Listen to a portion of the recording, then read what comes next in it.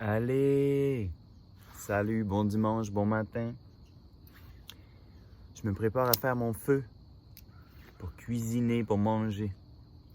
Puis, j'adresse ce message-là à la communauté de la Terre. Celle que je connais, celle qui se reconnaît. La communauté de la Terre étant un groupe de gens qui se sont rencontrés au fil des ans depuis 2010, puis qui est maintenant une sorte de réseau non organisé, mais vraiment fortement relié. Comme des personnes qui se sont rencontrées, qui sont répandues un petit peu partout sur l'île de la Tortue, à Biayala. Puis c'est ça, je pense particulièrement aux amis au Mexique, en Bolivie et au Chili, et sur le territoire du Québec. Mais oui, je vais faire mon feu, puis je vais prendre un petit moment pour communiquer avec vous en même temps. C'est le début de l'année, dans un sens, de l'année de la rentrée scolaire, de la rentrée culturelle. Ça fait longtemps que je suis pas allé à l'école. Puis n'ayant pas d'enfants non plus, je suis pas vraiment exposé tant que ça à la rentrée, seulement dans mon métier en massothérapie. Mais là, je suis en train de terminer mes vacances, disons, au chalet à Joliette. Puis j'ai eu la chance de partager jusqu'ici, je pense, 10 jours, 11 jours, avec mon amour, avec Alexis. Puis c'est vraiment bien de pouvoir se retrouver. Alexis vit à New York City. Puis donc, c'est quand même un défi de se retrouver avec la COVID et tout, avec les frontières, avec toutes les mesures de restriction pour on sait quoi. Mais je me sens, c'est sûr, vraiment privilégié ou avec beaucoup de gratitude de pouvoir partager ces moments-là ensemble, dans la nature.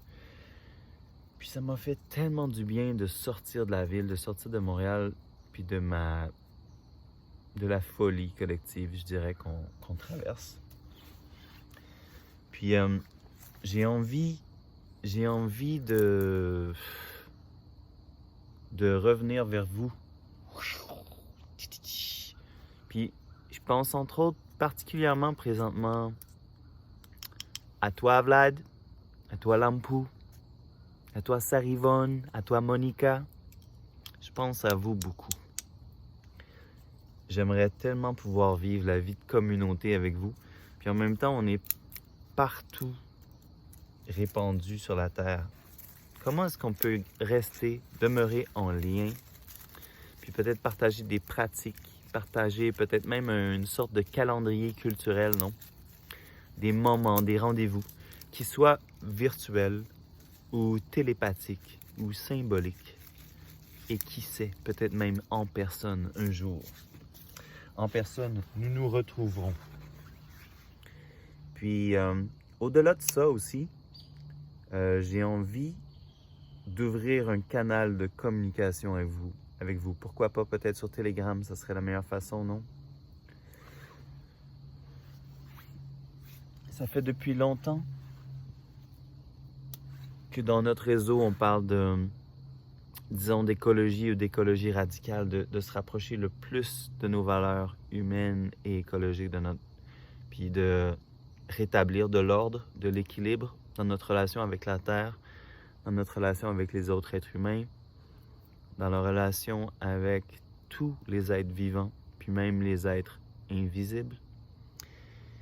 Puis, dans l'idée d'une perspective de redécouvrir qu'est-ce que ça pourrait être un mode de vie qui est sain, puis qui amène plus d'harmonie puis d'équilibre, puis qui est reproductible dans un sens qui soit soutenable, puis qui ne demande pas, 4 planètes Terre par individu. De mon côté, j'imagine que dans les 10 dernières années, je suis passé d'un mode de vie très simple, avec la communauté de la Terre à un certain moment, à un mode de vie dans lequel j'ai beaucoup dépensé d'énergie, beaucoup dépensé d'argent, beaucoup consommé, puis même vécu, pour dire vrai, j'imagine que je peux nommer ça des moments de dépression, hein, ou même d'alcoolisme, de toxicomanie. Puis quand je visualise pour les prochaines années, comme d'ici à 2030, qu'est-ce que ça pourrait être un mode de vie qui me fasse du bien, moi, personnellement, à ma famille, à ma communauté, à la société? J'aimerais ça que ce soit un mode de vie qui nous relie, qui nous permette de connecter. Puis j'ai l'impression que pour ça, ça prend des efforts au niveau de mettre de l'énergie en place, une sorte de système de communication, d'organisation, de calendrier, pour créer des espaces-temps, surtout si on est dans le monde virtuel, surtout si on communique d'un pays à l'autre ou d'une région à l'autre, d'une ville à l'autre. On a besoin d'avoir une sorte de fluidité et de facilité pour connecter ensemble. Dans notre expérience commune passée, on a beaucoup partagé des cercles d'écoute, cercles de parole. Par exemple, alignés dans un sens sur les cercles de femmes qui se faisaient à la nouvelle lune ou des initiatives comme ça, qui nous, en parallèle, on trouvait que c'était une bonne façon de partager des moments sacrés, authentiques, sacrés dans le sens vraiment vrai, dans l'ouverture du cœur, puis dans le respect, dans l'écoute les uns des autres, les unes des autres. Puis, je me demande où vous en êtes, vous, dans ces processus-là. Est-ce que c'est des processus qui vous manquent? Est-ce que vous les avez oubliés? J'imagine que c'est impossible de les oublier, mais souvent, on les oublie. Puis, je serais très curieux d'avoir votre perspective, de vous entendre.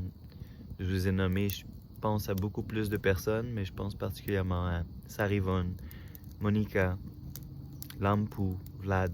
J'aimerais vraiment ça vous entendre. Puis tous les autres membres d'ici, du Québec ou d'ailleurs, de cette merveilleuse communauté de la Terre dans laquelle on a évolué ensemble. Puis tout ça pour dire aussi que ce sont des temps difficiles au niveau économique pour plusieurs. Puis je pense que c'est vraiment le temps de se rallier. Ça fait longtemps qu'on a rêvé ensemble. Puis en même temps, parce qu'on était ou qu'on est plutôt anticapitaliste, plutôt pas trop avec la valeur de l'argent, plus la valeur de l'humanité en premier, tout le temps. C'est sûr que l'argent, le travail lucratif, c'est pas ce qu'on met en premier. Puis en même temps, il me semble, si je comprends bien la situation qu'on vit, que plus que jamais, c'est important d'avoir une viabilité économique pour pas dépendre du système, dépendre du grand capital, dépendre des autres. Puis on est au bord d'une transition incroyable. Il y en a qui parlent de nouvelle civilisation maintenant. Mais en fait, qu'est-ce que c'est? Qu'est-ce que c'est qui s'en vient pour nous dans les 5, dans les 10 prochaines années? Puis je ne vais pas entrer dans les détails par exemple, du passeport sanitaire. Déjà, ce serait tout un autre débat si le passeport sanitaire, c'était comme un certificat papier, compostable. Mais non. C'est basé sur la technologie, sur le cellulaire, sur technologie numérique, name it. Puis, je veux pas parler de dictature parce que c'est des choix qu'on fait en tant que société. Je pense pas que c'est une dictature. Sauf que c'est sûr qu'il y a des gens qui ont des intérêts à vendre des cellulaires, non? Des cellulaires intelligents qui pensent pour nous. Je vais pas non plus dire que je vais me débarrasser de mon cellulaire, c'est grâce à lui que je communique avec vous. Mais il me semble qu'on manque d'imagination. Il me semble qu'on manque d'imagination pour imaginer notre futur. Imaginer c'est quoi les moyens tactiques, les stratégies, les possibilités pour prendre soin de nous. Par exemple, pour faire face à une épidémie, non? On est en plein dedans. Est-ce qu'on est dans le ventre? On est dans la queue de la tempête? c'est juste le début.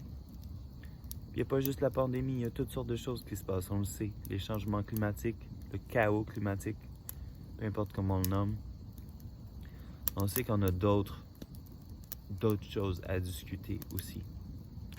Avec la grande instabilité du climat, vient les sécheresses, vient les inondations, vient le danger, même pour la vie humaine, pour la vie sur la Terre, pour la biosphère.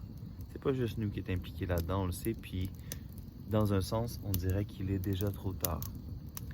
Mais en même temps, est-ce qu'on a vraiment perdu espoir comme complètement? Puis est-ce qu'on va se retourner comme sur notre nombril puis notre égocentrisme pour continuer, pour se faire notre petite vie individuelle? Mais non, c'est le temps de se regrouper, c'est clair. Puis si c'est difficile de se regrouper physiquement, je pense que c'est vraiment un moment à honorer pour se regrouper virtuellement ou symboliquement. Puis, oui, puis là, j'aimerais ça arrêter de parler, j'aimerais ça vous entendre. Je sais pas si vous auriez le goût de prendre 3 minutes, 5 minutes, 10 minutes pour me parler par vidéo. Mais je pense que c'est le temps de se donner un rendez-vous pour se faire un cercle d'écoute live. Qu'est-ce que vous en pensez? J'aimerais ça que ça puisse être un cercle qui se fasse dans toutes les langues, dans le sens dans la langue qu'on veut pour s'exprimer, comme on a toujours fait. Puis basé vraiment sur l'écoute, simplement. Puis peut-être dans une perspective d'entraide et d'apprentissage, pourquoi pas? Pourquoi pas organiser un cercle d'écoute intergénérationnel, interculturel, dont le but serait de créer une sorte de mini-communauté d'écoute qui crée un espace pour s'entraider et apprendre ensemble à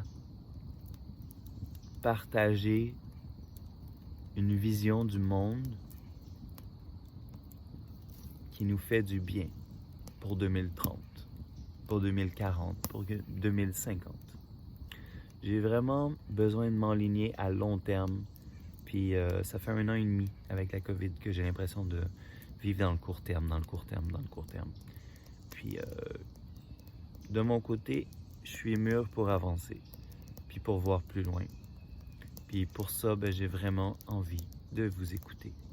Alors je vous donne la parole, puis je pense que je vais vous revenir bientôt avec une proposition de date.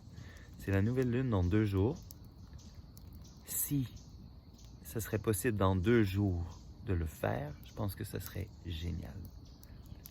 Et sinon, ça pourrait peut-être être la prochaine nouvelle lune, celle d'octobre. Qu'est-ce que vous en pensez?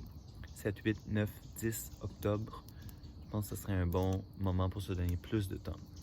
Si on est capable, peut-être 2 exercices. Un premier dans 2 jours, le 7 septembre, puis ensuite à la prochaine nouvelle lune. Allez, j'ai assez parlé. À vous.